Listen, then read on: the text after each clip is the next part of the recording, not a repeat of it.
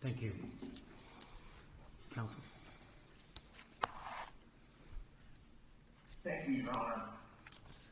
I very much disagree with much of what the government just said about this case, about the legitimacy of what happened in this courtroom during the trial, and about President Trump's conduct fighting this case from before it was indicted to while it was indicted, through the jury's verdict, and even to this day.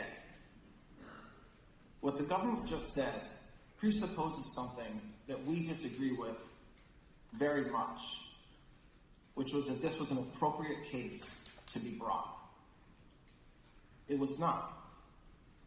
This case, without a doubt, knowing everything we know about the timing of the investigation, the fact that multiple prosecutors looked at the fact of this case, including prosecutors within the district attorney's office in New York County, and made a decision not to bring charges.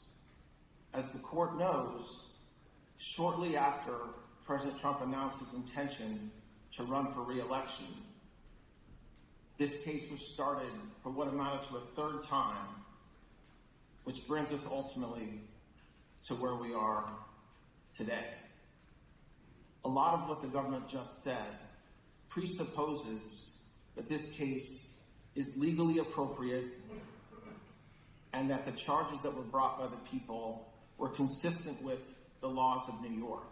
Again, we very much disagree with that, and as everybody has been noted, because it's true, we certainly intend on appealing that. And it's not, by the way, just counsel and President Trump that feels that way. There's many legal experts that share the same views that I just said, which is that legally this case should not have been brought, both based on the facts that were established at trial and also on the legal basis for which they were brought.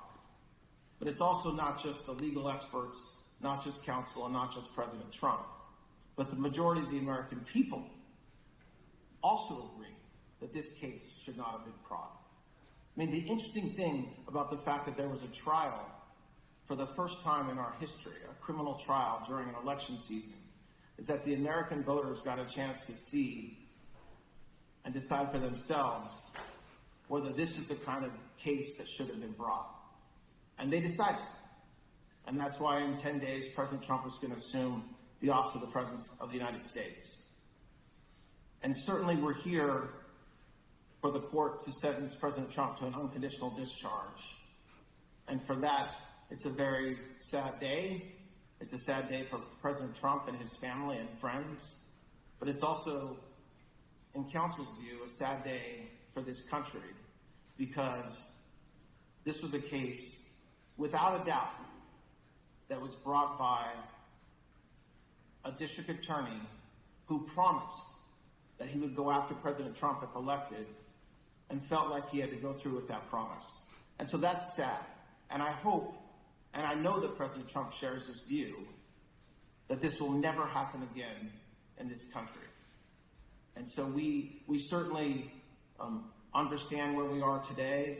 We very much intend on pursuing an appeal of this verdict and what happened during this investigation.